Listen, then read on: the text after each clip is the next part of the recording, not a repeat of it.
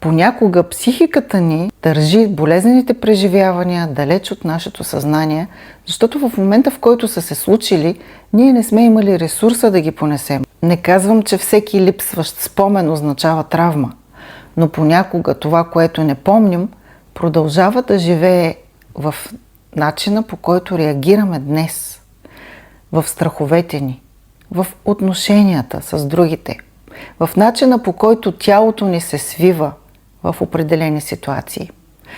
Ето един пример. Мария не помни почти нищо преди 12 годишната си възраст.